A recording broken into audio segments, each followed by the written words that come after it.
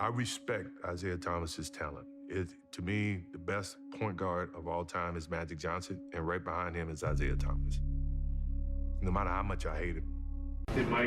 Did you want him on the team?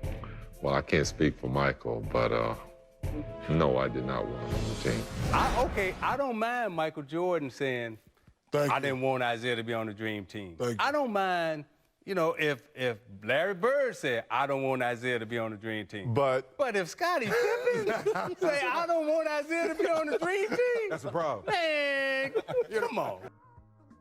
The NBA over the past 75 years has seen its fair share of player rivalries. Back in the day, you had Russell vs. Wilt, Magic vs. Bird, Hakeem vs. Robinson, even Shaq vs. Kobe, which was two teammates.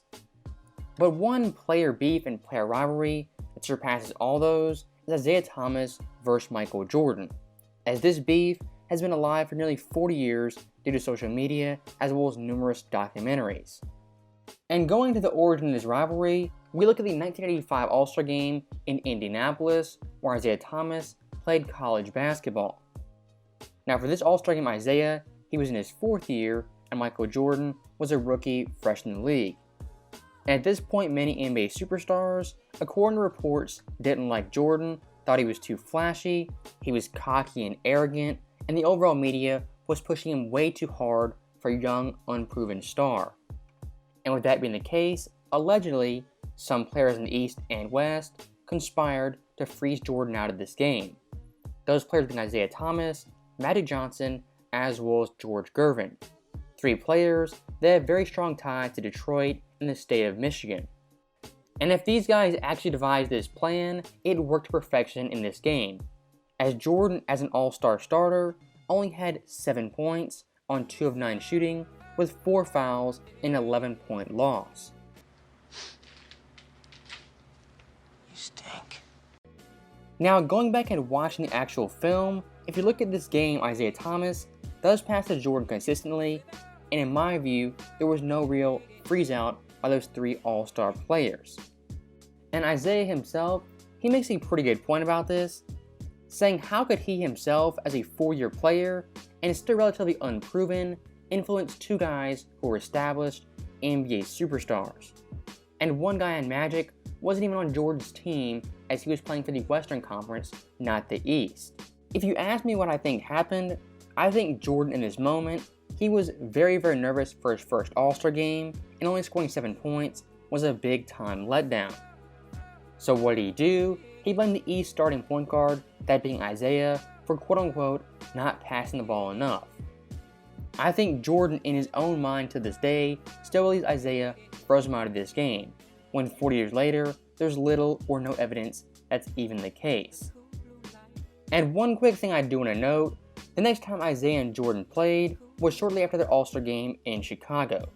In this matchup, Jordan had 49 points, 15 boards, 5 assists, 4 steals on 60% shooting. Chicago won this game, and for the time being, Jordan got his revenge. It became personal with me. Now, looking at this rivalry in depth, it may have started in '85, but didn't take full form to the late '80s and the early '90s. As from '89 to '91, these 2 teams would play 4 series, with Detroit winning 3 of the 4. Now, to Jordan's credit, in those series, he put up great stats, averaging 30 points and 48% shooting, and Isiah himself had some pretty good numbers. But this Pistons team and their defense gave Jordan by far his toughest ever competition. You had guys like Dennis Rodman, Joe Dumars, Bill Laimbeer, James Edwards, Mark Aguirre, Vinnie Johnson. Those Pistons teams were absolutely loaded, and the way they played defense was unlike any team before or after them. And the one time Jordan's Bulls finally beat IT's Pistons was in 1991 in the conference finals. In this game, Detroit, they lost at home, getting swept, and walked off in disgrace without shaking hands. Are headed off as time runs down. Pistons wasting no time in getting out of here. Now a timeout was called. They left the bench, although there's 7 and 9, 10 seconds remaining. This, at that moment, and until today, was a very big moment in Isiah's career, as the overall perception around this move is that Isiah, he was a sore loser, and Detroit, was unworthy champions. And one thing to add context, when the Bulls lost 3 years in a row to Detroit, every single time they shook hands and were respectful to the NBA champs. You know, they were the better team. We went to a 7-game series. What more can we ask for? You know, we want to be where they are, but we still got to win our turn. We're still trying to improve our team. They were the better team, and they played better today. And Isiah walking off that court right there would have a bigger impact in 1992 with the Dream Team selection. And at this point in Detroit, they were universally hated, not just by Chicago, but by Boston, LA, Cleveland, Philadelphia, New York. It didn't matter. This Pistons team had an approval rating in the single digits. And with that being the case, when it came to the Dream Team, Isiah Thomas was not selected. And looking at Michael Jordan's own words, he makes it very, very clear it was a choice between him or Isiah for this Dream Team. Rob phone called and said, Rob, I won't play with Isiah Thomas on the team. He assured me, he said, you know what? Chuck that boy, Isiah. So Isiah's not going to be a part of the team. Now, with that clip fresh in your mind, look at this clip from Jordan in 2020, once again talking about Isiah and the overall choice for him not being on the team.